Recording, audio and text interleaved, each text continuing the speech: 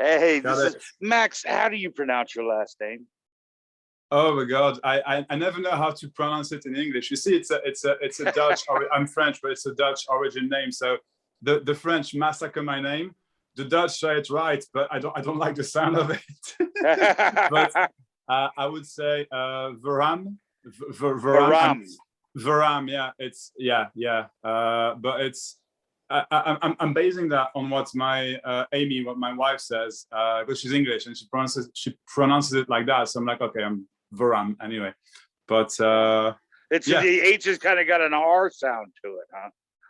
it's got It's like an R sound, the H. yeah, Verhamme. Yeah. It's I mean, like in Kind French, you would.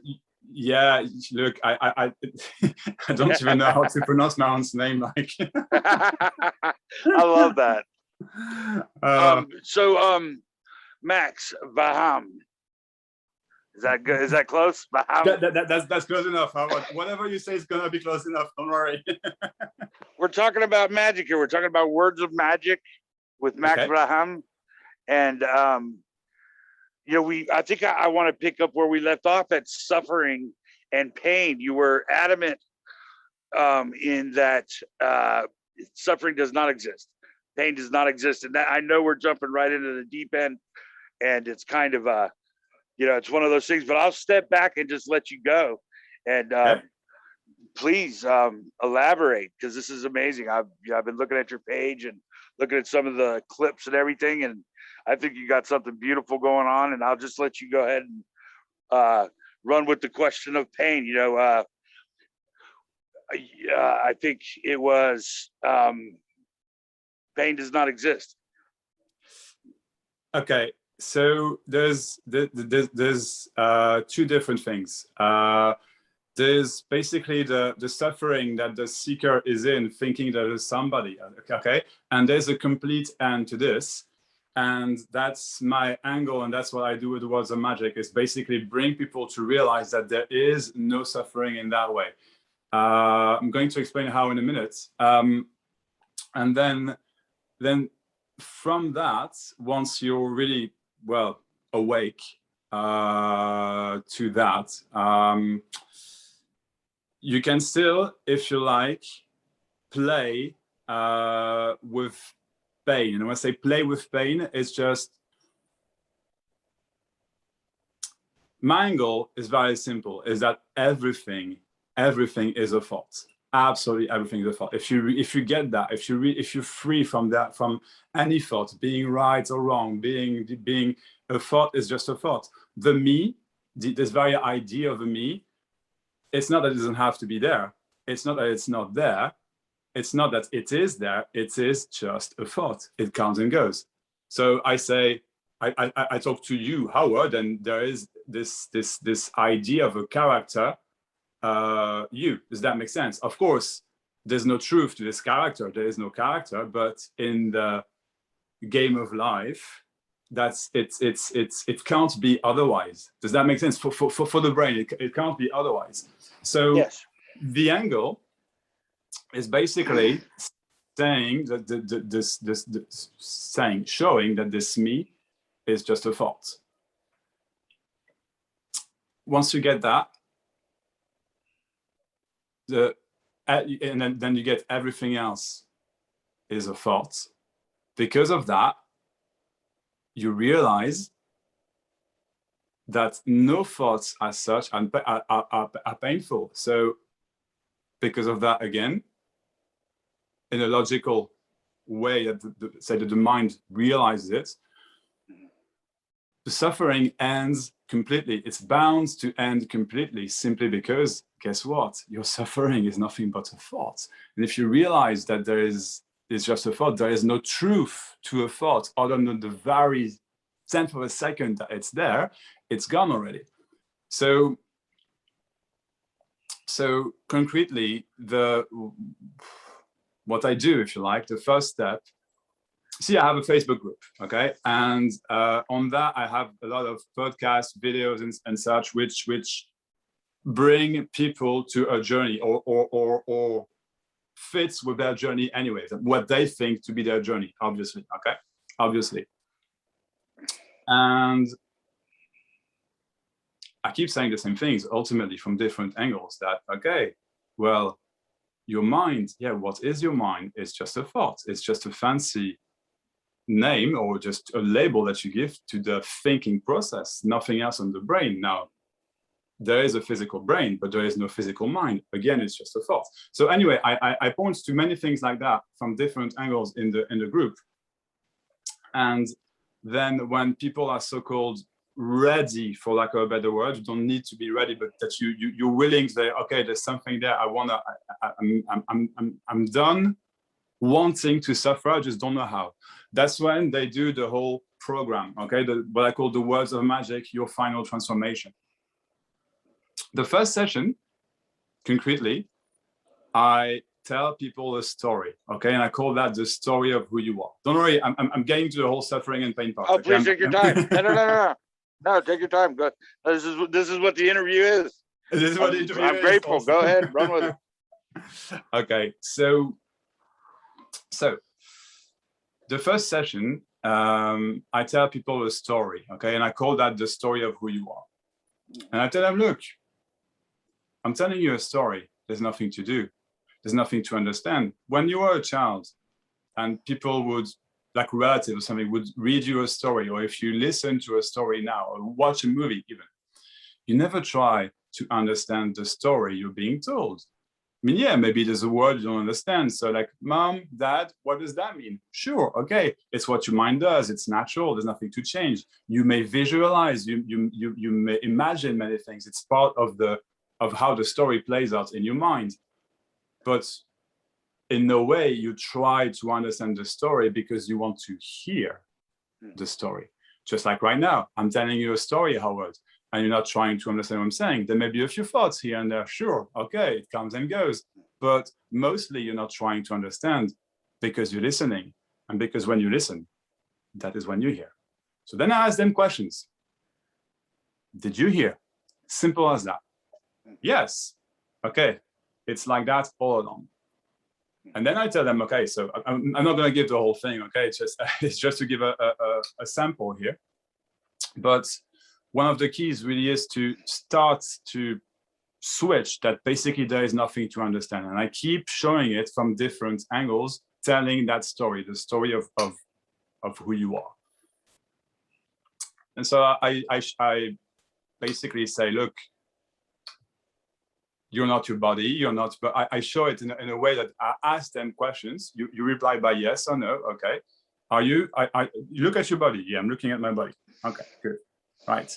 Are you what you're looking at? Yes, so sometimes I get a yes, you know, so I'm like, okay. Okay, now, are you what you are looking at?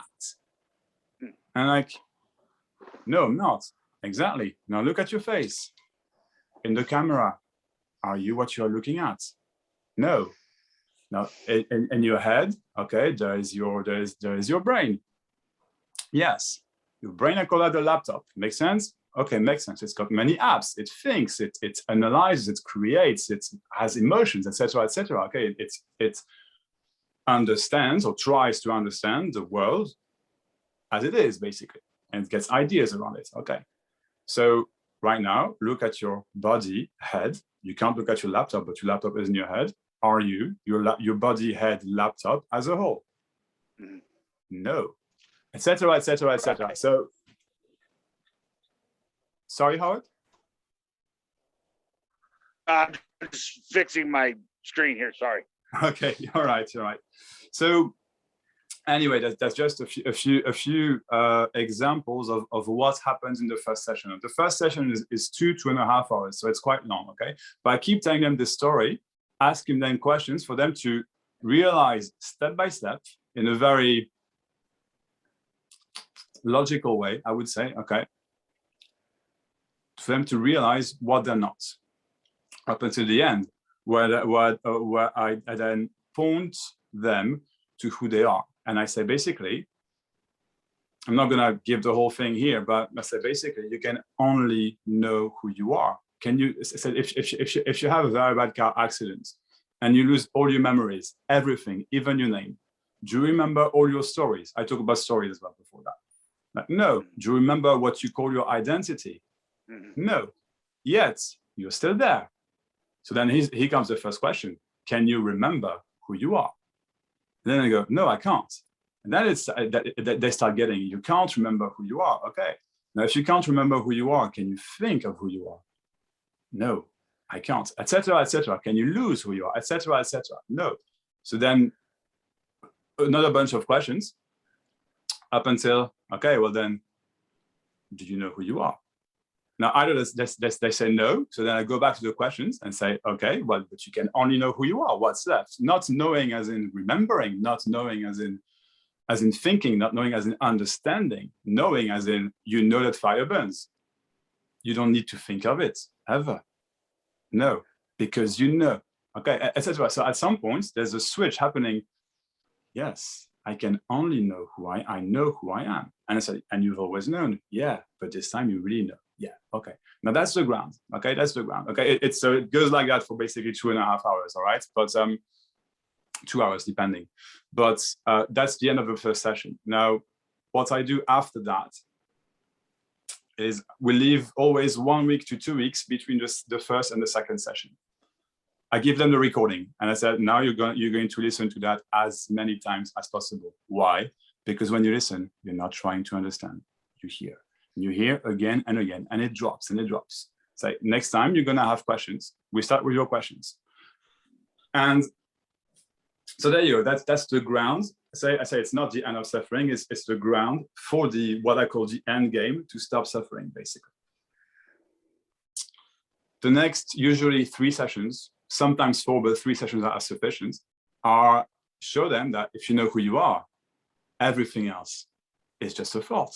You can't think of who you are, but you think of everything else. Everything else is just, and I saw that from different angles. So, okay, so you think you're not perfect, but how could you not be? You know who you are. There's nothing special to who you are, but at the same time, how could this, who you are, not be perfect, etc., etc. Okay, so there's many, many, many things like that. And always pointing from the same angle, not from the same angle, from different angles, but pointing to the very same, that everything is just a thought. And it keeps dropping and dropping and dropping. Most people have what I call a final click. There's no finishing line, you hear what I'm saying, but a final click during the sessions, often in the 3rd or in the 4th session. We're like, but that's it. Like, I have no questions anymore. That's it. And like, exactly, that's it. And all the angles I take it from basically is to help set their mind free. Now it works for pretty much anybody, all right? But I do one-to-one only at this point in time anyway, because if I do groups, I don't want to, if people have questions and then you're listening and like, oh, that's the question, it's gonna help me. No, it's not, it's just another question that you didn't have in the first place. Do you know what I mean? So I focus really on their questions because their questions won't be mine, won't be yours, etc. Okay. Pointing always to the same. Form it to the person, yeah. Exactly. So in a way, if you like, what I do is, in other words, is I use the mind to free the mind. So no, of course, ultimately they will realize that well, there was in a way nothing to realize in the first place. It's always been there, etc. It's bound to lead to that. But I use the mind because when you talk about awakening and stuff, who wakes up? It's not the truth of who you are. It's not you. It's always been there. It's the so-called mind, your brain, if you prefer. Right? Because there is no mind, but your brain, if you prefer. So what the person believes to be a character wakes up to the fact that there is no character. Or, if you prefer, there is only the character. Both angles work. But the character is then free from thinking it shouldn't be, from thinking there is any sort of suffering. The suffering drops massively with each sessions because, again, of the angles taken it from. So I don't know, I'll try and give you an example. If they have a question around, okay, so I know who I am, but then why do I think of this and that? And it keeps going back in my head. I'm like, well, again, you're telling me a story here. Yeah. It's a fault. Yeah. Is it true? No. Tell me another story. Maybe you went to the supermarket yesterday. Yeah. Now, so I went to the supermarket. I went to I had a walk with my wife, blah, blah, blah, things like that. Okay, good. All right. I talked to Howard, right? Okay. And then they go, no, so I said, okay, how is that story that you went to the supermarket and the story of you suffering from the angle they're talking, right? So their particular suffering at this moment in time, how is that any different? It's just a story. Yeah. It's just a thought again. Yeah. What's the truth of it? Etc. Etc. Etc. And the suffering drops step by step until at some point there is the crack, but there is no suffering anymore. No, there isn't. Now, not everyone after the 4 sessions have stopped. Not the, how can I say? Not the whole suffering has stopped after the 4 sessions for everyone. For most people, it has, and for some people, it's basically like diminished dramatically, but there's still a level of trying to understand. Mm-hmm. So they listen again and again. What would you? I'm sorry. Yeah. Go ahead. No, okay. So they listen again and again, and I often get messages like a month later, 3 months later, saying like, okay, that's it, I'm done. Mm-hmm. And it's the results are amazing. Now that's for the how can I say? The so-called mental suffering, if you like, okay, the mind suffering, the idea of a somebody suffering, gone. Okay, so then life can be enjoyed. Then you mentioned pain. So that's something that I do not point to. I accept if people ask the questions, okay, but I do not point to straight away. Because for me, it's really about ending all sorts of suffering from the angle, God, it's just a thought. Because here's the thing, when they get that everything's a thought, and bear with me here, Howard, when they get that everything's a thought, of course, if I pinch my face right now, I feel something, it's not gonna change. But the whole story that goes with it is gone. So again, it's just a thought. So one of the things I ask is, let me ask you this: what is a thought? Do you have a what definition for a thought? What is a thought? What is a thought? Yeah. You tell me, what is a thought to you? Well, I mean,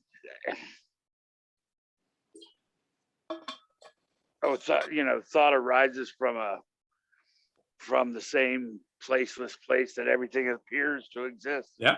It doesn't have a foundation, and it is full equipped with this notion of separation and a self, and that story. Though I cannot say that the appearance of me thinking in separation is in fact the totality of anything, because this entire dimension seems to come from nowhere and to go to nothing, and based in this notion of a conscious individual that is separate from what it's observing. It doesn't come from a cause, and it's not me thinking, it's actually thought appearing with a me in it. The whole idea of a self is predicated on that illusion. And so consciousness is the illusion of separation, and thought is simply arising as this entire appearance of cause and effect arises, looking as an effect without a cause, and it without the example of a cause. So it's a causeless appearance of an effect regarding the illusion of a source in which there's an intellect thinking. And so those things, that to me, thought is not necessarily, I mean, that's kind of what I'm alluding to. Where does what is the definition of thought in this context? Okay. No, that word are the thoughts. Say what? I mean, yeah. Sorry, I that rendition of physicality doesn't, as far as the individual who is in pain. Pain arises like all other sensation arises, like the the appearance of separation arises, like pain arises. It's not like I can't say pain, like everything else, to me exists as an appearance, but does not exist Yeah. as it appears. And so, Yeah. it's not that pain isn't there. It's just not what it appears to me as an individual that is physically hurt. It just appears to be that way, but it's a persistent and pretty convincing illusion. I will grant that. But right here, right now, all it is a memory and a thought within that illusion of the self. Okay. So let's go back to the beginning then. You've described a thought brilliantly so. And I always go to the angle. It's freaking simple. It's just asking questions. A thought, does a thought come from anywhere? No. Exactly, and you know that. Now, does a thought go to somewhere in particular? No. It Doesn't just comes and goes, and that's how it is. Sorry?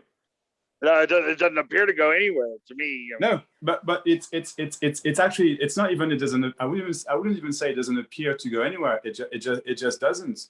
You actually, does that make sense? You actually know that, and that's the thing.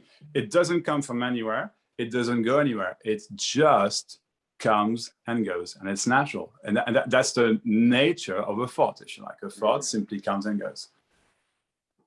So I never actually describe a thought. I bring them to realize that it doesn't matter, because it's just a thought. That if I would define it, it's still just a thought. And that's the whole message in the end. It is just a thought. It doesn't matter because it's just a thought. It's amazing because it's just a thought. It's there because it's just a thought. It goes away because it's just a thought. Because that's the thing. I tell them that this whole story, right, in the first session, okay? And in the end, once they know who they are, I point them to the fact, I point them to what I see as the obvious, which is, I've told you a story and you've listened to the story. Now, because you've listened to the story, you are heard. Because you're heard, you now know who you are. Yes. Now, did you need to try to understand anything to what I said to know who you are? And the obvious is, no, I didn't. You tried to, yes, but you didn't need to. Exactly. So if any part of this story comes back, it's okay. It's not who you are. It's just a story. That's the first thing. And then the second and last basically is saying it's just a story. So a story, again, is made of words, okay? It's made of thoughts, if you will.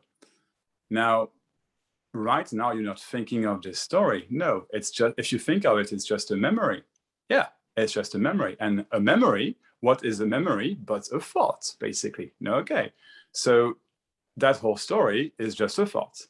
And that's crucial there to get to have a clear realization, yes, that whole story right now is nothing but a thought. So, okay, and right now, you are not thinking of that story. So that thought is gone. Like, yeah, that thought is gone. Okay, well, that thought never, ever, ever needs to come back again. But you know what? If it does come back again, it doesn't matter after all, because it's just a thought. And there's a click there happening, like it's just a thought. And then, so to basically reply to the first part of your question, what is a thought? I don't know, but I don't need to know. I don't need, does that make sense? I don't need to know. It's just whatever words, whatever thoughts I put on it will be nothing else but a thought. Again, and that's why it's that realization that it is just a thought. It doesn't matter. Everything is just a thought. Not to deny, if I'm touching my hair now, I feel it on my fingers, etc. Okay, there's no, but I notice, I don't notice. It's interesting. It's beautiful. Does that make sense? Because, well, it's interesting to me in this way, just following where it takes me. In that, reality being, is and isn't, or is and isn't being the reality that, some people will say that you cannot go beyond consciousness. And Hmm. yes, that makes sense on a lot of levels. But consciousness to the individual is something that's generated from a brain, and or generated from a source. And so there's it seems to be this process. And so from within that context of the individual, they cannot see beyond consciousness or self. You can't get out of self. So in what I'm saying is that the appearance of thought, having no source, creating the individual and separation, um, the thought being a thought in itself, thinking that it can describe what is or is not beyond thought, is it's paradoxical. And it seems like the individual reaching for something that is beyond just this. But in fact, the paradox is that the individual is not actually thinking. And Exactly. the thought arises from nowhere, intact with the memory of an individual that has desires. And in fact, none of this can be validated to be an actual space and time linear chain of events. And so Hmm. this here and now, containing these this entire you know rendition of what may or may not be, is can be considered a foundationless you know appearance, as the two of us having a conversation being the totality of existence, in that neither one of us are thinking.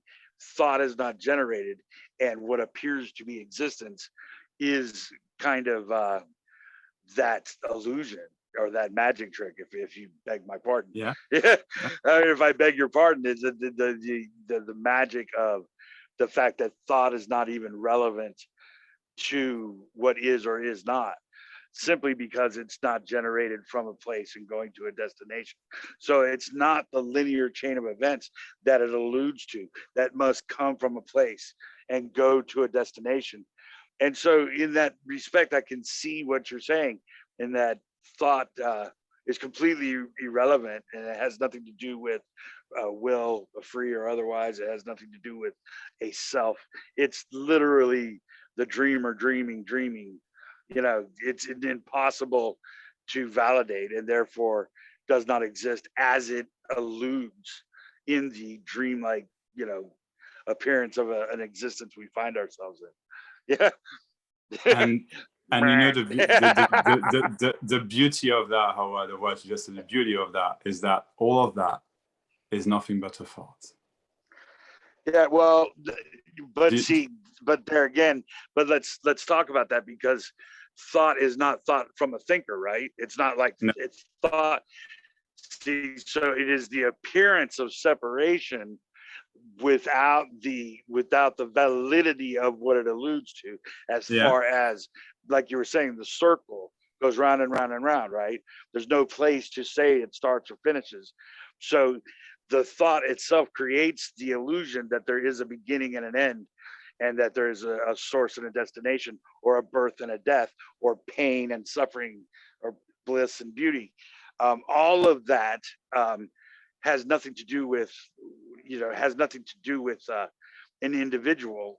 It just appears to, and it's one of those things where, so what are we playing? We're just playing with words here. But if thought is everything, yeah, conversely, and this is fascinating, because thought is everything that the individual can imagine in separation, and it cannot jump out of that. But the fact that, from this aspect, the individual um, is thought rather than the individual thinking. And so the pain arises from that same placeless, or foundationless, for lack of a better, just arising into this here and now, all the memories and fears and as you say, pain and suffering is and desires all culminate into what this appears to be, in a self-navigating a life. So is that kind of what you mean, that the individual is not, it's not the individual in pain, it's that there's the appearance of, I mean, I that's kind of what, No. like, what is So, thought, and how is that relevant to the self? okay. So see, that's the thing. So right now, you've tried to understand basically the hows and whys of the thoughts, basically. And because of that, you with me here? Because I mean, mostly you've tried to understand. I'm not saying you're right or wrong. Trying to stay on point. Yeah. Yeah, I'm not saying you're right or wrong. It's not my point here. What I'm saying is simply as simple as that. You've been trying to understand, and you have an understanding on the spur of the moment, but you will have another understanding later, and you probably had another understanding before, if that makes sense. So that's not. So in the end, that's not my message. I'm not saying, for example, thoughts go in a circle. I'm saying they don't come from anywhere, and they don't go anywhere. It's different. Because if you get that, right? Well, I'm saying they arise from nowhere, but the individual, appears as circular thinking, but it comes from nowhere, and it is a thought within a thought that it appears that you are alluding to. So okay, so when you say the individual appears as a sorry, you said a circular thinking. Is it what you said? Thought comes from nowhere. All right, it goes to nothing as an individual that thinks in circular fashion. That cannot put their finger on the beginning or the end, but still thinks it is thinking, and in this mechanism. Yeah. Okay. So the thought appears, for lack of a better word, from a foundationless and unknown mystery, however it does or whatever but it doesn't do it from a cause. It just appears as is, but with the individual as part of that thought, that thought stream. And so the thought stream just comes from nowhere and goes to nothing, but within it are all these little eddies, these little circles of mind, of the appearance of an individual thinking. And so it's not an individual can't think of their own volition. They are actually part of the thought itself, is what I'm alluding to. And I'm wondering if if that's what you're kind of speaking on. It can be a conclusion for the individual who hears it, basically. But ultimately, it's not what I'm saying, although it's true. Because that's the thing. Once you're free, once you know, right? What do you know? You can say it the way you say it. I can say it the way I say it. Does that make sense? We both know. Yes. It's fun to talk about nothing, right? It's fun to talk about. Do you know what I mean? Well, does the individual have free will, for example? Does the individual have free will? No. I mean. No, you see, it's so again, it's not how I look at it. Although it's a very interesting point, but it's the individual has free will if he thinks he does, and the individual doesn't have free will if he thinks he doesn't. It's that simple, and there is no right or wrong, because ultimately, I like that. because that's the truth of it. That's the truth of it. Ultimately, it's just there is. I would simply say there is no free will, and there is no free will. Does that make sense? There is just it's more like, I mean, I consciously, I choose what I do all the time, but I don't think I'm choosing what I do right now. I just do it, and that's so. What I would allude to in that way is just simply, you do or you don't. You think or you don't, etc., etc. And it's really, you like, you don't like. It's the whole teaching. I really hate that word. I have to find another word, but for lack of a better word, teaching is around basically the simplicity of simplicity, if you like. So in a sense, you like, you don't like. It's not possible to force yourself not to like. So the so-called individual that appears, right, to be, has certain likes and dislikes, and what I like today, I might not like tomorrow. What I will like tomorrow, I probably didn't like, etc., etc. It changes all the time, and that's again pointing to the.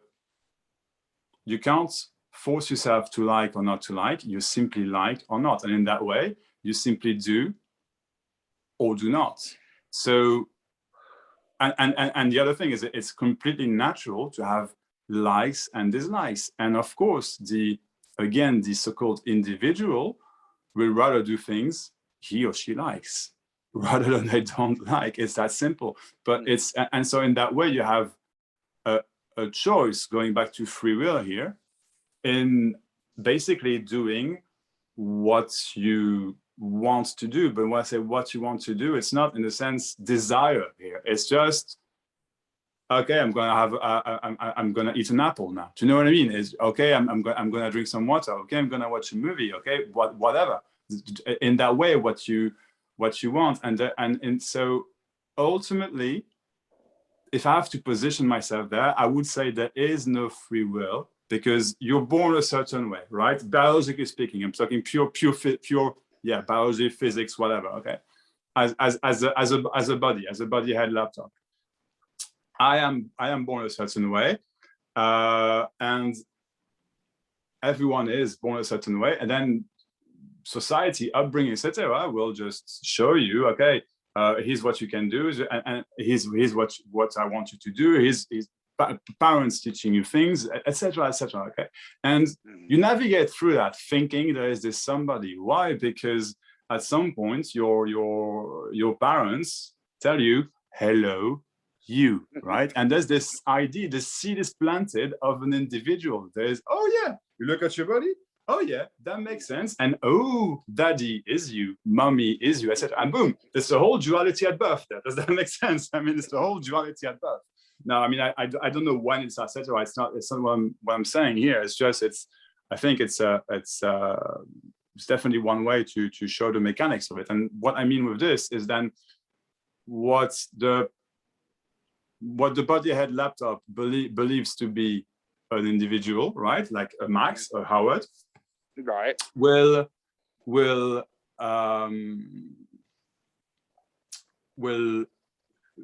think, keyword being think, that they learn something in a way, right? There's nothing to learn. You just do or don't, but and so that's why you have the memory, etc., etc.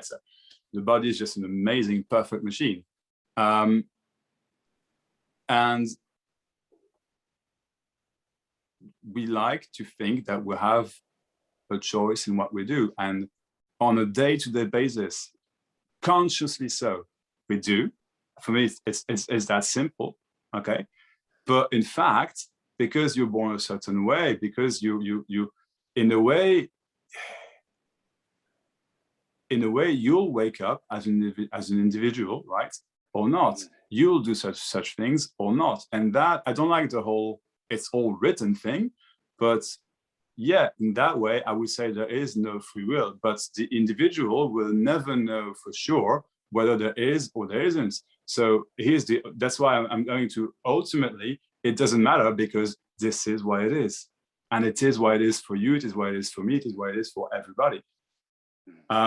So free will in that way, yeah, that there is no free will, and there is no free will, is what I would say. So is the, like you're saying, the sessions have a lot to do with just going over the the various different ways of thinking about how everything is just thought. Is there is it any resemblance to a chanting? I mean, is it something of a repetitive kind of there's just thought, there's just thought, there's just thought? Is it something of a chant? Okay, so it's very interesting. It's a very interesting point. No, because the realization ultimately is just a thought. But once people have that realization, depending on where they are in their so-called journey, in their suffering, okay, they have different kinds of stories. Okay, so-called heavy, they're not, but they think they are. Okay, Right. And because of that, yes, some people will have this in a way or another, but it's just a thought. But yeah, and then yeah, it's what I call a mind attack, right? Because your belief system is actually being shattered in thousands, but there can be a resistance there.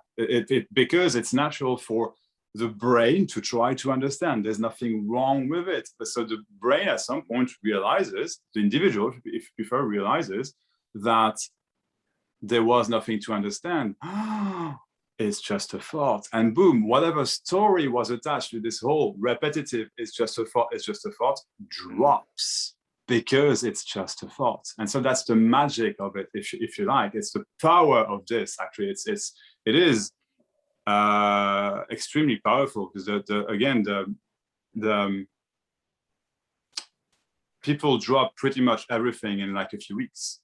And so some people, like one session is actually enough. Depends again on how so-called ready they are, if you like. But so yeah, it's I would say it just depends on the on the stories behind it. And so, for example, a story with pain. Let's talk about that. A story with pain. So again, if I hit you in the face, which I would, of course, never do, my friend, but if I did, you'd feel a level of pain in your face. Sorry. I was just gonna make a joke. Yeah. No, go. Please continue. Sure. So I mean, you would feel something which you could label so-called pain, right? And tell you what, I probably feel that in my fist myself. Oh, Howard, do you know what? If you're doing that, okay, I'm going to be naughty and I'm going to have a cigarette with you. Oh, there you go. Oh, okay, I feel okay. So there you go. Do you see me? Okay, so I'm going to be rolling my cigarettes. I'm glad. I thought you were about to kick me out of your house. Like I can't even smoke in your house on Zoom. I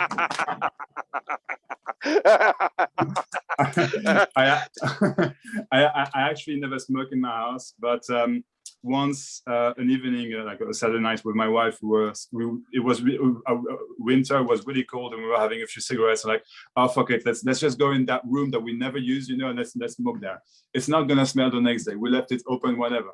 The whole house smelled like cigarettes for like days and days. Like, yeah. Okay, never again. Oh my god, I can't even imagine what my place would smell like to a non-smoker. That's the thing, though, because it's when you, it's because we never do it, but once you're in, you don't smell it anymore. I know I used to do that myself in my old flat, and people will come like, oh, you smoke cigarettes? No, I don't. Yes, I do. Well, those roll your owns, those things really, I know that I used to smoke roll your owns, and those things really do have I mean, they hang around for a while. They do, they really do, don't they? And yeah. on the fingers as well. On the fingers, yeah, like on the fingers. Yeah, it's hard. You get the fingers sometimes. But okay, I don't blame you. I used to smoke those. Yeah. Do you see me well here? You do. Yeah. Cool. Looks like a beautiful day. Talking about pain. Sorry, are you with me, Howard? Yes, I am. I can hear you and I can see you. Well, now I can't. Sorry, I've got an issue here. You with me, Howard? Oh shit! Yeah, I'm here. What have I done? Okay, fine. Oh, okay, here. Okay, because I'm outside, my Wi-Fi is not the best, so I turned it to 4G. Are you there, Howard? I can't see you.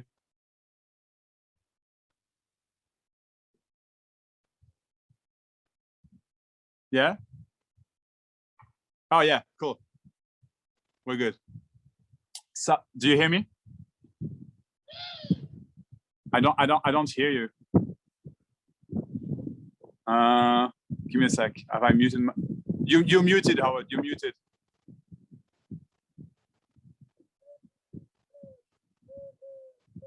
If you push the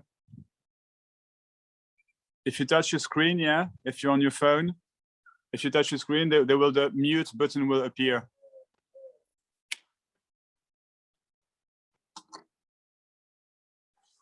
Can't hear you, Howard. You're on mute? Okay. Yeah, I hear you. I hear you now. Do you hear me? Yeah. Okay. Okay, I hear you from very far. Do you hear me well? Yeah, I'm okay. I mean, I'm good to go. Okay. Okay. So, the story of pain. Let's talk about let's talk about that, okay? Because the story of, so we're not denying that if I punch you in the face, it's not pleasant for either of us, okay? Right. So there are sensations, and the body will always have sensations. So we're not, so the first thing is we're not denying this, and that's the ground. If it's denied to some extent, if we think of it, if that's how you make it worse, that's the very process of a story, if that makes sense, of a thought arising, saying, okay, I'm in pain, I'm in this and that. So, okay. So I punch you in the face. Oh, look, you punch me in the face, and I'm like, whatever. I prefer the version when you punch me in the face. I can't. No. Even if I wanted to, my wrist. I digress. Go ahead, please. So, okay, so I feel something. Whatever. I could go there, but once you're awake to that, everything is a thought. So that's if you're awake to that, what I mean is you don't ever need to think of it anymore. You just know, just like you know that fire burns, just like you know, just you know without the need for a thought, basically, that everything is a thought. So it's your brain has registered it. Let's put it like that. Now, because of that, you're naturally not gonna go in the story other than the story that is happening on the spur of the moment. And here's the thing: you punch me in the face, I'm in pain, but that's it. That's it. If it's really painful, I don't know, if you broke my nose, right? I mean, I might go to the hospital. I'm not, you know, I'm gonna take care of my body in that way, but I'm not gonna be running into my head, there is pain, there is pain, there is pain.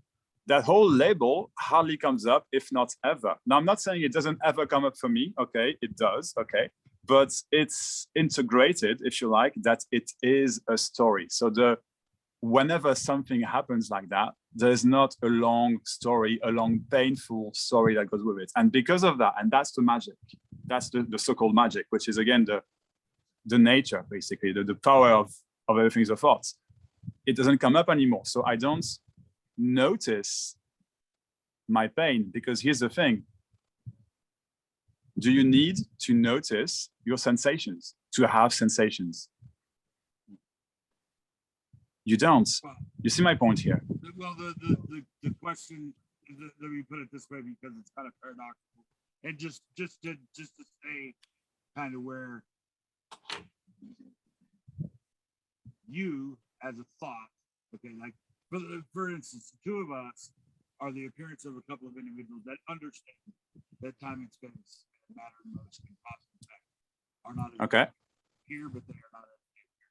We are that level of mind with the illusion that we are individuals within this space and time, and within this product of separation, you know, this seemingly effect of separation that comes from this notion that we are individuals is not accurate. We know that, but yet, okay, so you're talking in terms of people that say are trying, or seekers, for lack of a better word. I'm sorry. I mean, if they're seeking, find themselves, whatever, looking for enlightenment. Those people within this illusion, the people that think they think, the people that actually think that there's a source there, that they do have a brain, that brain is responsible for their thought. And so what you are saying is that you take that appearance of an individual, and you get them thinking in terms of thought, not actually being as it appears, coming from a source. Like the mind, would you say you're saying that the mind does not come from a place, right? Thought does not come from a place. Yeah. Right? Okay, but an individual within the appearance of this illusion could think that source, that there is a source for thought, and they have free will. And, So and so what you're saying is that you take that individual, the illusion of that individual, and you just help show them that thought is, and I'll let you take it from there. So no, I hear what you're saying, but it's no, because ultimately, so the seeker, so long as he seeks, right, in a way, will think something like that. Yes, completely agreed. But once the seeker realizes he was never a seeker, that there is no seeker, in other words, that there is no individual, that very idea of an individual is again a thought, then you don't perceive forgive me, but you do offer a technique in order to get them from that illusion to. I don't hear you well, Howard. Sorry. Okay. So, better, yeah. Okay, so what it seems like is, okay, so you do offer that individual, the seeker, a technique, correct? Okay, that's an interesting point. Okay, so ultimately, the technique is the so-called technique is the whole program. Okay, the whole Words of Magic. Yeah. The sessions. But my God, I just walked into my fridge. So the technique, if we call it that way, yes, would be the whole Words of Magic. But I don't offer them, if you like, a technique that they can use afterwards. What I offer is their own freedom, total, absolute freedom. Okay, when I say total, absolute freedom,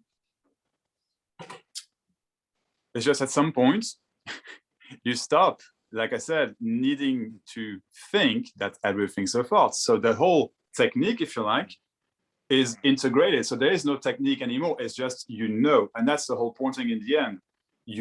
As soon as you put so bear with me here, So so it's not, I don't offer them a technique that they can use till afterwards.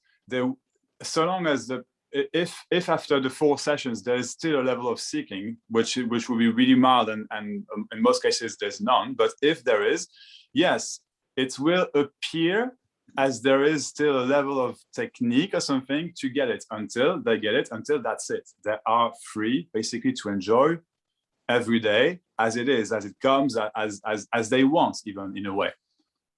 Okay. So no technique in that way. But if the individual is in a certain level of physical pain, okay, then there can be indeed a big story, what appears to be a big story for the individual, right, around that pain. And then, yes, indeed, this can be used, if you like, as a technique, to go back to what you're saying, to free yourself from that pain. Now, when I say this, I do not know at this stage, okay, if it's possible not to have any level of pain, physically speaking. And I do not know that because I am lucky enough that I don't need to find out, if that makes sense, okay? But I also know, just like I know things are thought, just like I don't need to question it, that yes, you don't have to feel anything you don't want to, basically. And that, in that way, yeah, it can be used as a technique. So do you know what I'm thinking, actually, Howard? It's a suggestion here. You do what you want with it.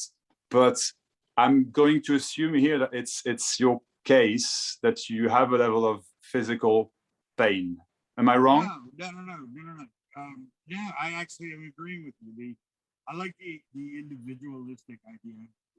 The pointers, it's helpful on many levels.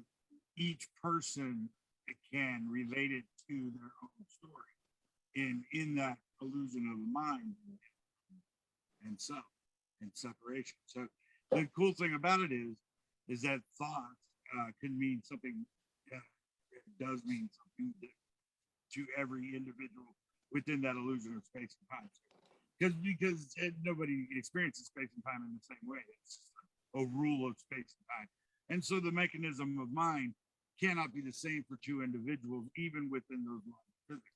So to take the individual within separation and to individualize or to customize the ultimate customization is to say that their thoughts is merely appearing. It's the ultimate customization to every person that you speak to about it. So along that line, I'm actually agreeing with you. I'm finding it fascinating. Also, while I have this in my mind, if you don't mind, I wanted to make this point that, or I wanted to make this present this proposal. In the advanced stage of getting what you're talking about, and you end up in a place, let's say like where you are, where you're just happy, and you get to this place where you don't have to feel pain if you don't want to, and that kind of thing. The beauty of it is how I relate to that is yes, in that, but I'm not sure if we're looking at it the same way. So what I wanted to say is that I see the couple of us are approaching the appearance of pain in different ways, and so that's kind of where I'm at. So right now, what I'm thinking is the beautiful aspect of what you're saying is that it is customizable to the ultimate extent to each individual person, and you can relate to them on their individual level, while simultaneously relating that story to the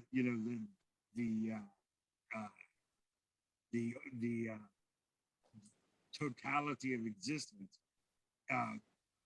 while at the same time removing the self from the appearance of the story as the self appears in the story.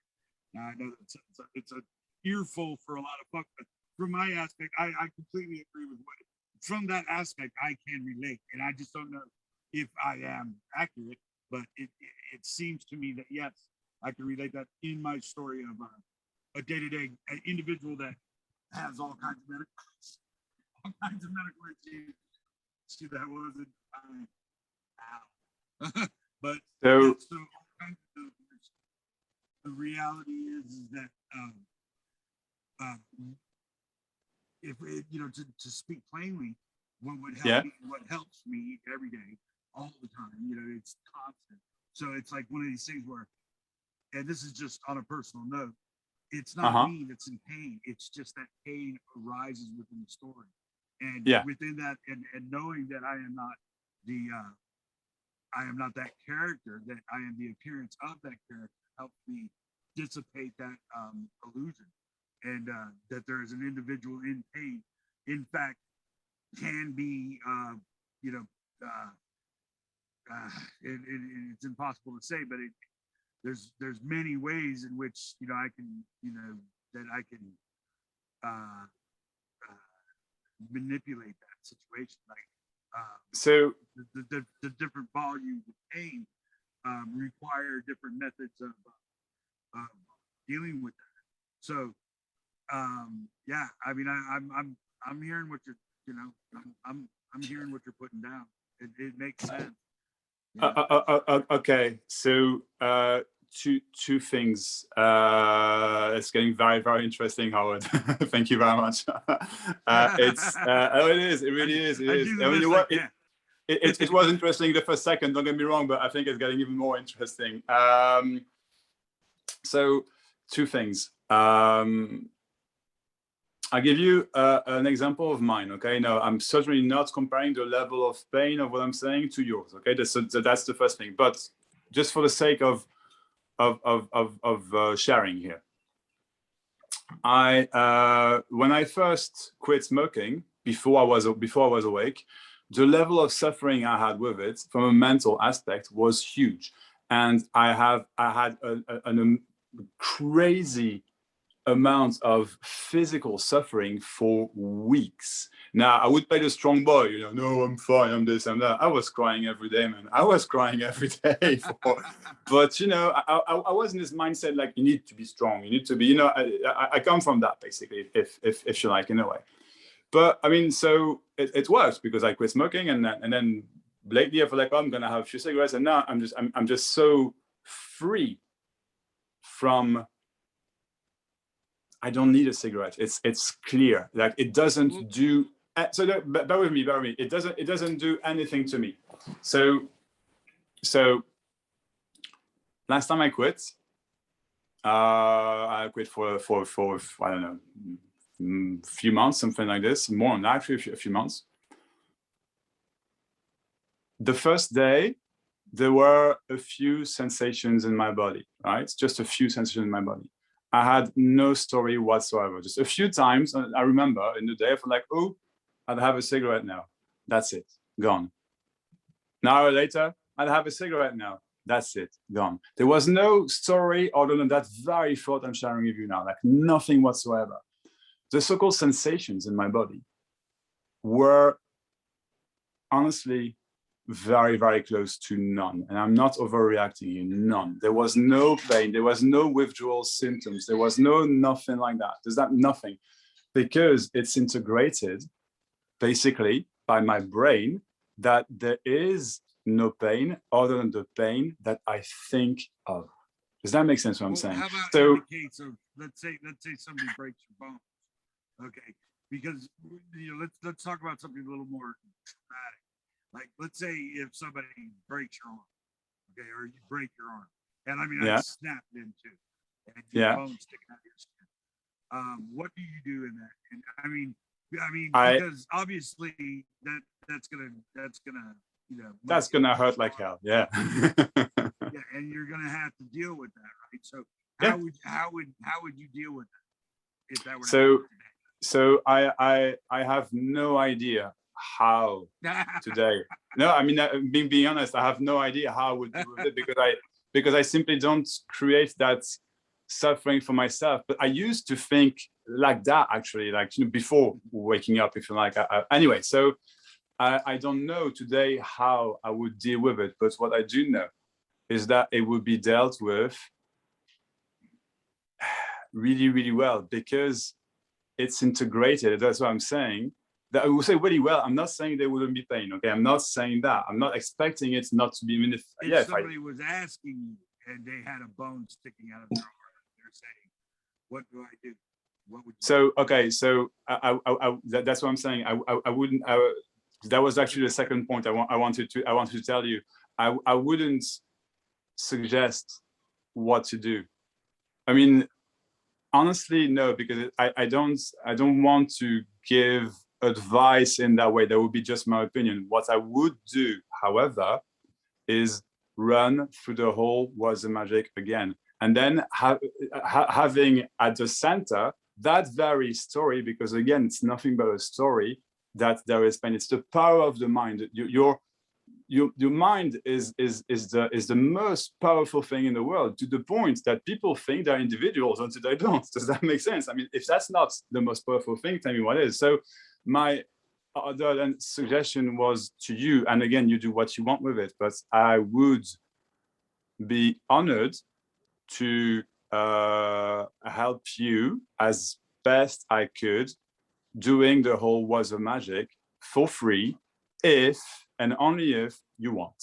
Obviously, I'm not expecting an answer now. I'm not saying whatever, but just so you know, just so you have it in mind, because it would help you a lot, and I have no doubts about it. I have no doubts about it. Sure. I got no qualms. Sure. I'll check it out. Sure. No problem. I would love it. Thank you, by the way. You're welcome. Sure, we could set that up. I mean, yeah, I've got no problem. If you wanted, but it's not like how can I say it's actually very hard to put into words right now anyway, because there is no pain. Like ultimately there is no pain. So again, if someone was to chop my arm, yes, there would be pain. If something, but once it's something that happens regularly, like maybe in your case, or I don't know, in other people's cases, then your mind at some point has gone through the whole loop of how that pain looks like, how that pain feels, what happens, etc. Now, each sensation arguably is different, but your mind will have made some sense, because that's what the mind does, right? Of that valid pain. And of course, your mind at some point has created a level of story or belief, if you prefer, around that pain. And that you can be free of. So it's not to say, I don't know if there would be no pain at all whatsoever, but the level of pain would be a lot less, simply because you would realize that you don't need to notice.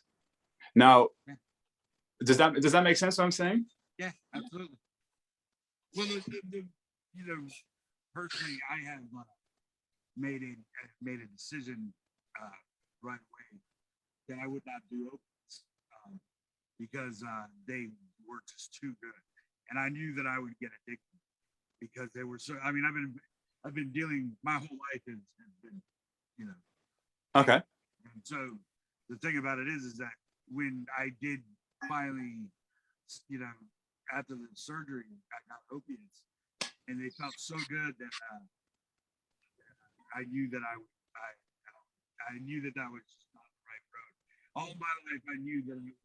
The funny thing is that that's funny. I say that all the time, and it's a stupid thing to say. From in my story, that I knew there would come a point where I would have to make that decision. And I've known people that have been addicted to opiates. You know, everybody's got the family members. So Howard, I don't hear you well. I'm sorry, buddy. I don't hear you well. Oh yeah. Okay. Try. Now? Better. Sorry, Howard. Yeah, better. It's so weird, man. It is weird. It was going fine at first. Anyway, go on.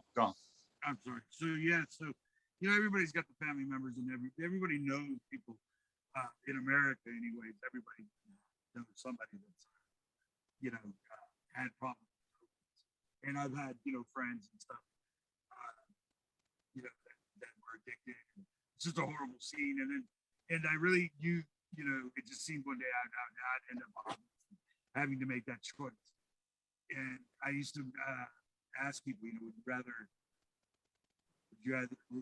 be comfortable in the cane or barefoot and bleeding in the truth?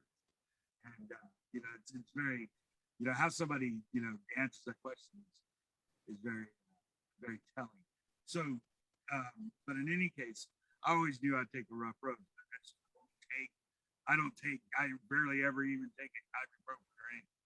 And the reason why is because I don't want to get addicted Okay. to pharmaceutical, and I don't want to lose my autonomy in that, my own sense, my wit. You see people addicted to that stuff, and yeah, they might be more comfortable, but they're also now completely enslaved, and also they lose the light in their eyes. I didn't want to go that route, so this is hard, particularly since I can get that stuff anytime I want, but it's so it felt so good that I was like, this is that golden cage, with the nice big cushions and all of that. So I have gone this route without any of that stuff, and so I have come up with several my own ways of dealing with the different fluctuations, shall we say, flare-ups, things that happen. And so the subject is I've done this alone, so I've never had anybody help me, anything about a method or anything like that. So you would be my first, and it would be interesting to see. And I absolutely, I mean, it might be the perfect situation. You know, It might. I mean, given my apparent background and my, you know, the non-duality and my ideas in regards to like sort of thought and the idea of it's just thought. You know, it's one of those things where I think I know what you're saying, and you know, I think I know kind of what you're talking about. I'm not saying directly, but I'm familiar with the territory. So what I'm saying is that for me, it involves not running away from what appears to be the pain. Oh, yeah, yeah. Instead of leaving, instead of trying to run away from my various medical issues, so there's just no distracting you. So you have to go into it. You have to face them and get into all of the, you know, gory details of it. And only then and only then, you know, can you make it through these flares. And that is my, you know, story of experience. And Yeah. So, you know, yeah, if you were to offer, something like that, I'd be more than grateful and happy to take you up on it. And I definitely see the benefit in it because, as you know, as you can tell, you know, it's not exactly that I have the best life in the world as far as, you know, that goes. But at the same time, I still have, you know, my relative faculties about me, and I'm still enjoying this appearance without being a slave to the pharmaceutical companies. And, it has to do with a lot of things in which I think you're referring to, and I would just like to make that point. And I applaud you for it. I think it's beautiful. I think it's lovely, and honestly, you know, I mean, I'm sorry I didn't run into you 50 years ago.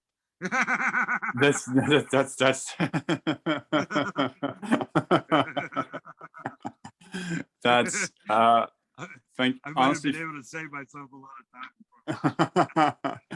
well, yes and no, because it's there is, you know, that there is no journey, but you realize that only after there was a journey. Do you know what I mean? So Right. but Yeah, yes. Yeah, we're you know, stories within stories. The funny thing about that, you know, that as far as like hardcore non-duality, compromising non-duality. How was? Sorry, I'm going to stop you, but I don't hear you well, and I wonder if it's maybe I don't know, because I don't know if you can stop the recording and try again, because I wonder if it records loud enough for your own recording. That's what I'm saying. It's.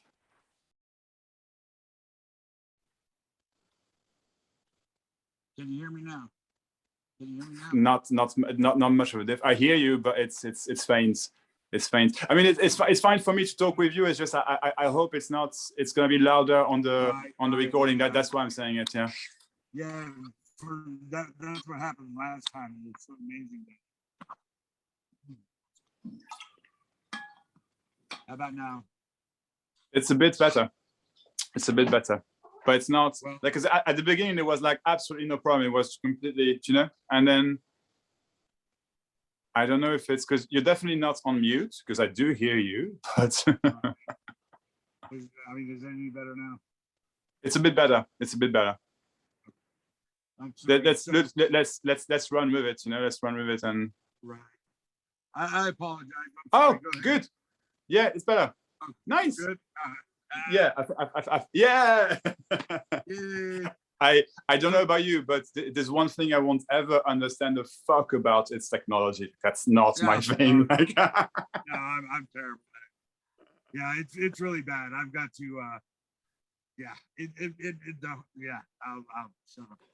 Yeah, along that lines of you know, your offer and what you're talking about is, yeah, you know, I mean, if for me, I would use anything you know, in lieu of, opiates and all of that stuff. So if you're offering kind of an alternative to that, to the apparent individual in the world of separation. Well, what you will be my first try with I would assume that level of daily pain, but it's going to help you a lot. I know it's going to help you a lot because look, I don't know why. It's just going to help you a lot. I don't want to sound like I'm promising heaven here. You know what I'm saying? I just simply mean what I say. It's because it's something that our dear Giselle actually shared with me. Was it last week? Sometime we're chatting at night, and she was telling me. I was talking actually about the body, basically, right? As a general thing, whatever. Now I'm going to tell you what she told me. Giselle, if you listen to us, I know you told the story 10 times better than I will, so I'm sorry about that. But I'm going to say it anyway, okay? Maybe you actually know that. It's, you know, Ram Dass. He's dead now, but Ram Dass. Yeah. So basic, I don't know who his guru or master was. It was one of the big ones as well. But Ram Dass, one of the ways he woke up, he's basically he used all sorts of psychedelics, of drugs, etc., etc. And he basically had this question lingering in his mind, like, okay, so I take LSD and he knows the truth of who he is. He knows all that. He's clear, but still, and that's the thing. It's still, there is this, like, he takes LSD and he will see things that he knows are not real in that way. They're not, they're completely imagination, like everything else. But and so he asked the question to his guru, right? And that's how the story goes. And the guru sat there, just not moving, whatever, takes an LSD stuff, takes the whole thing, looks at Ram Dass, and there were a few other people for I don't know how long. So the question was basically, how is there an effect on the body? Basically, something like that. If you take LSD or some things like that, for 2 hours or 3 hours, I don't know, right? The master looks at him, stares at him, doesn't move, stares at him, not a word. Then he gets up and says, "Does that answer the question?" And I'm like, does that make, and that's, I mean, it's, I've experienced that myself with ecstasy. I used to take it every now and again, never been like a drug or something, but I experienced it, and tell you what, I had fun with it. I won't lie, like I really had fun with it. And actually I might do some at some point. Anyway, it doesn't matter, not the story. But there came this point where I took myself. And yeah, I had a few smiles, a few this. I was not trying anything, but I was like mostly sober, for lack of a better word. And now I was awake already, and I was like, fuck, it's amazing. It's amazing. And all that is just the power of the mind, which doesn't exist as such. It's just the brain, basically. So when I said the power of the mind, I just mean the power of thoughts, if you prefer. It's a functioning, and once you know who you are, you're not your thoughts, and with that, you can realize again and again without the need for realization, because seeking has done, but doesn't mean seeking has gone. It doesn't mean you don't realize other stuff. It's life. Does that make sense? Like I realized at some point, I wanted to help people wake up. I was awake already when I realized that. Does that make sense? I realized that whatever, you hear my point. But so I had this realization that basically, fuck, it doesn't affect me. I wouldn't say it didn't affect my body at all, but it was so mild, so low. I was sober. I was like, how far can it go if I want to take it there? You see my point? And that's basically where I'm coming from. It's all the mind. It's all just a thought, and the thoughts in a way shape your reality, but when you know that reality is nothing again but what you make it, if that makes sense, but what you live simply, then yeah, there is the question of pain indeed. Does it have to be felt? And that's where I'm coming from.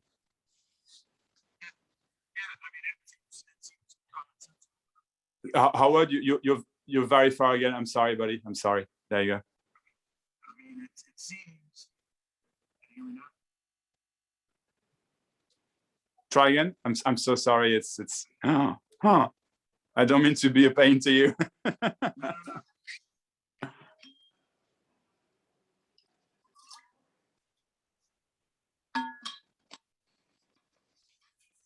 Hang on. Ooh.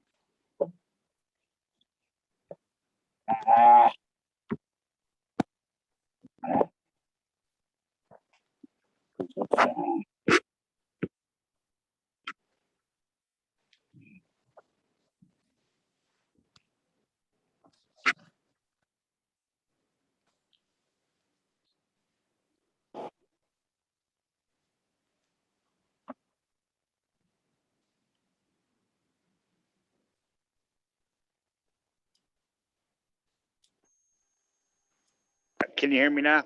Oh, perfect. Perfectly. Yeah. So sorry about that, brother. That's all right. I'm glad you hung on there. No problem. Coming back, and here we go. Oh, that's perfect. Sorry about that. Okay, now it's back to normal. It's back to normal. Okay. Okay, we'll have to. All right. Well, it's fine for you. We'll see. yeah, I hope that works. So I forgot what we were talking about. We were saying, yeah. So what I'm saying is that yes, I completely understand that what you're saying, and I think and I agree with it. And there's certain levels, and on a weird level. I mean, just let me try to take it away from pain itself. Yeah. Instead of saying for me, instead of saying like pain doesn't exist, I say, or you don't have to experience it. What I've never really tried to articulate. I've never really said anything in regard to how my character deals with it. But yeah, I agree in that what appears to be pain in the sufferers or the seekers story is relative to that story. This here and now does not require you to add the memory of these fears and the fear of a future that is less than desirable. As far as you don't want to. Everybody wants to run away from pain, and they want to feel more pleasure. That's just the individual. That is, you could base everybody's action on that pretty accurately. So what I'm getting at here is pain arises, and it's almost a mechanism in retort within that idea that you are in a linear chain of events. But when the pain really gets hard or hardcore, I end up just going into that pain space, and then it dissipates. So what I'm saying is that pain arises, but not it's not. And it may contract the individual to their separation in that story, but it is not actual. And so, and that's kind of where I'm at. So it's not so much like you're saying pain doesn't exist, and I'm saying I'm just summarizing here, and I'm saying that pain arises, though it's not the individual in pain. It's just the appearance of it. And not sometimes I can distract myself from it. Sometimes I can I daydream off it. And it just is what it is, and I just get lost in my thoughts. I never try to stop thinking in regards to people that try to slow their mind down and all that kind of thing. No, I think yeah. that's not the, what I like to do is realize that I'm not thinking and that thought is just appearing, and then lose that illusion of a responsibility that I must be doing something in order Yeah, to make yeah, something else happen. yeah, That's not what exactly. it is, and it's so counterintuitive, but at the same time, it is what it is. In that it is not you thinking, and so just kind of go with the arising of self, and in this way, self and thought kind of become one. You lose that perception of separation because you are just thought, and it's no longer that illusion of a self actually thinking.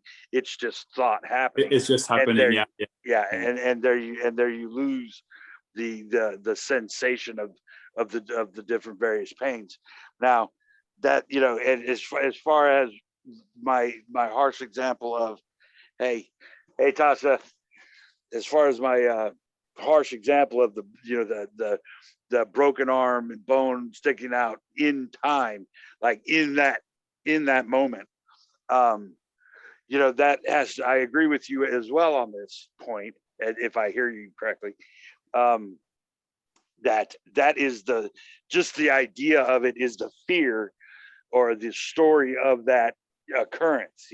Whatever it is that you envision when I say something like that is in fact your rendition of that horror actually occurring. And all the fear that goes, or all the ideas of pain that goes along with that, does not exist. Much like the memories and the pains of the individual, and in the story of life, thinking about all the horrible things that the individual goes through or sees. And so you could take this on many levels, and as far as the pain and Yeah. suffering of the individual not actually existing, but appearing to exist within the memory of the thought within a thought that is the individual. And that is essentially the dream within the dream about a pain that doesn't exist, and the fear of it, and the individual desire to stay away from it. So yeah, I mean, it's ground. That's the kind of ground that I'm walking, as far as the self and the individual pain that It's sorry. no, go Go ahead on. please, I'm sorry.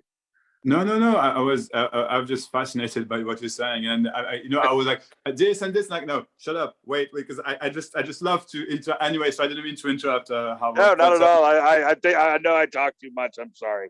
God, I talk Please. too much as well. No, I don't think so at um, all. I think I should shut up and let you. I mean, so that I just wanted to summarize. That's yeah, where I'm at. where you're at. I think. Well, again, it's well. Thank you very much for sharing. It's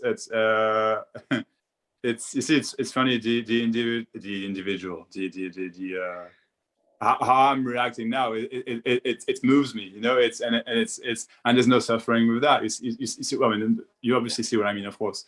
But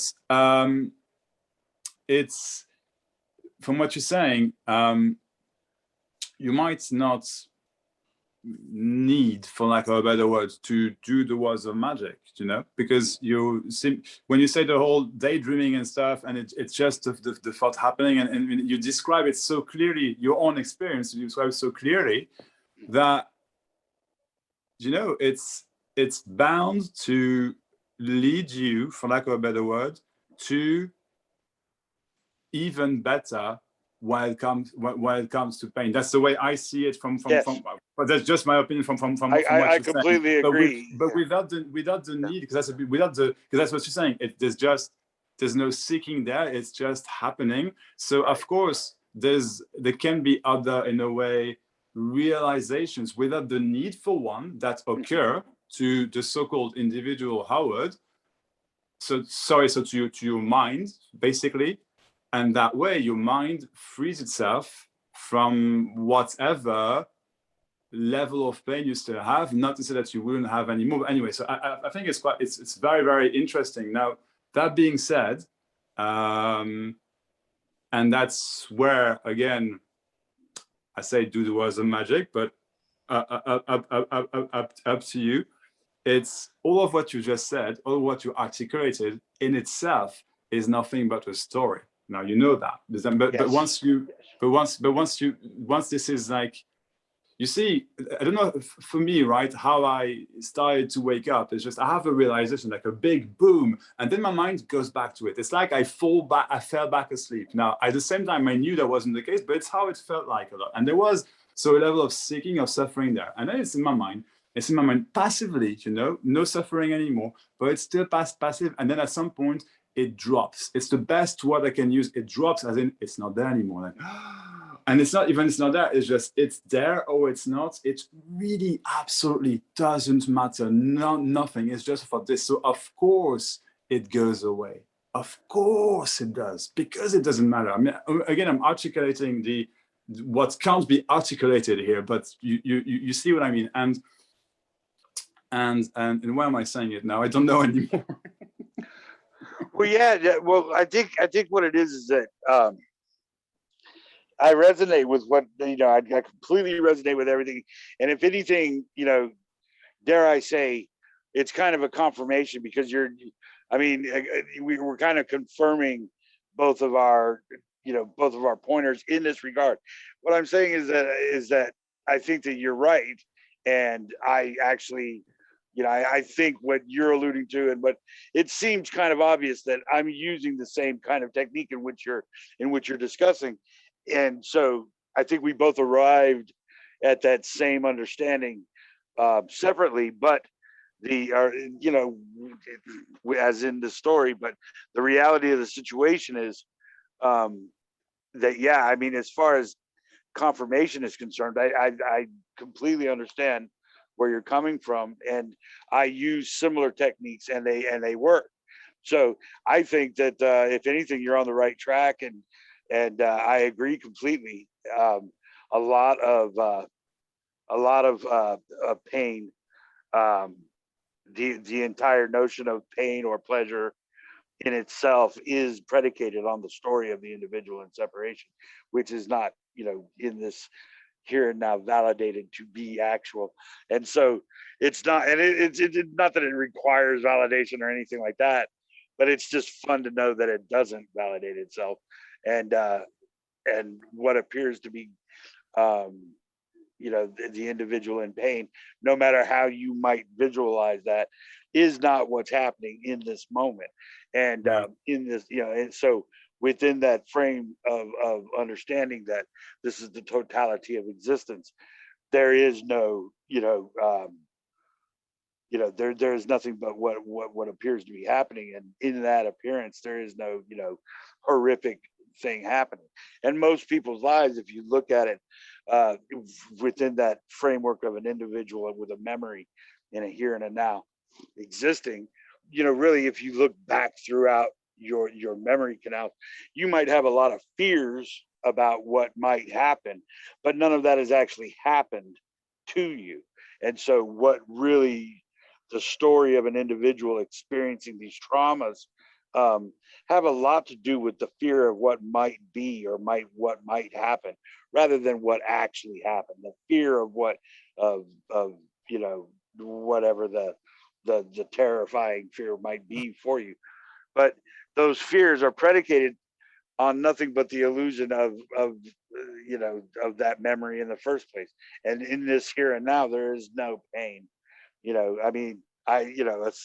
We have our sensations of individual bodies, but as long as I don't have to move in this moment right here, right now, I'm doing pretty good. And everything else is just a story. And if you look at it as the totality expressing itself in this moment, there is no pain. You are right. There is. And that you see, I just add to what you just said, that it's that story, that very story, can drop just like that. Bang. And I like completely. And so again, the so-called pain, hardly there. And it's not a technique. It's a technique so long as you try to deal with it when you realize there is nothing to deal with, because that's the ultimate truth of it. And when you realize that, then there's nothing to deal with anymore. So I really stand by that, what I said, which is there is pain so long as you think there is, and there's nothing to understand about what I'm saying. Does that make sense? It's just and then so until basically there is no more pain, but no buts. Right. It's not this succession of events that culminates the story of these huge things, or these epics of pain and bliss. It's that culminates in this moment as all of it happening simultaneously. Yeah. So the whole story of pain and suffering and beautiful and blissful and even the negation of it, or the holding on to it, all of it essentially happening in the moment and not happening at all. So exactly, and all of it is still a level of understanding, and there's at some point that very appearing story, okay, let's call it like this, can drop. I mean it, Howard. I mean it like 100%. What do you mean by that? I mean that you've just explained basically again the whole simultaneously happening and not, and this and that, and that's basically how your so-called character translates truth, right? And so truth is truth, okay, whatever. So, but within the character that doesn't exist in the first place, there's not even a need for that very so-called story. And because there's a level of not search, because you're obviously not searching, so you're obviously not searching, so it's a wrong word, but there's a level of circling, maybe circling, I would say, circling there, and that very circling you can be free of. That's what I'm saying, basically, if that makes sense. Yeah, that makes sense. To lose. Yeah, I get what you mean as far as I think what you're saying, or what you're alluding to, is getting to that slip of identity and losing the story of self altogether within that slip of separation and the illusion of the individual.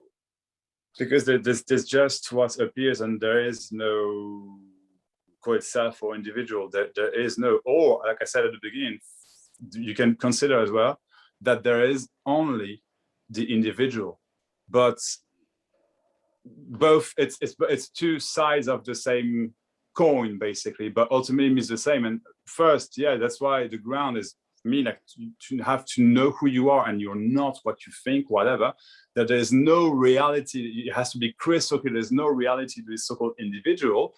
And that being said, afterwards you can realize that in a way there is only the individual, but with the difference that the individual is this time basically completely free. So the individual, like the way I look at reincarnation is it's basically every single second another thought occurring, and that's your continuous reincarnation basically, if that makes sense. Mm-hmm. But I'm speechless now. I'm speechless. It's pretty much I mean, I would say the magic words, it sounds like if there's anyone that's going to listen to this and they're in pain, like for whatever reason, could be for whatever reason, I would say give it a shot, especially if you want to stay off of opiates. I mean, it's kind of just the way it is, So well,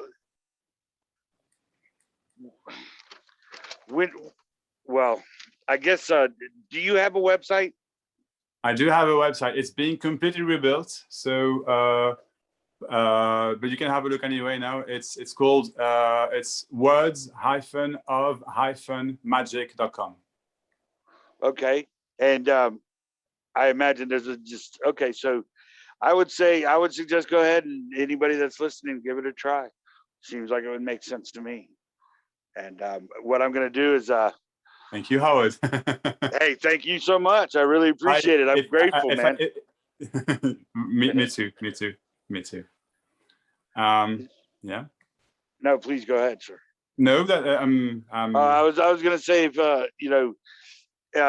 maybe hopefully we can get together again in a couple, 2-3 weeks and have a discussion if you want, at any time. If you, please contact me at sourcelessness.com. And I too have to kind of revamp that site. But just I'm doing a little shout out there. Yeah, we're both on Facebook and I don't know, not really group, and I'm on YouTube. I believe you're on YouTube as well, are you not? I'm on YouTube as well. It's called End of Non-Duality Words of Magic. That's how it's called on YouTube. Yeah. Oh, I love it. So, all right, I would encourage anybody to go check it out. And please, Max, I know we're not going to see each other next Sunday's get together. I think Giselle's taking a week off. Yeah, so, we're taking a week off. We're gonna see each other, I think, the week after, then hopefully. Giselle's Tequila Sunday at 3 p.m. Eastern Standard Time. So thanks again, Max. I appreciate it, man. I'll see you on the Thanks, Howard. I'll see you soon, buddy. Brother. Thank you so much, man. Take care. I love you, brother. Howard. Thank you. Thank you. Bye. Bye-bye. Oops.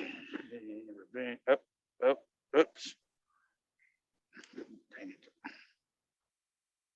Oh, God. Whoops. Come on now. Mm-hmm. Go here. What is going on? Mm-hmm. So here, here, here, here, here, and here.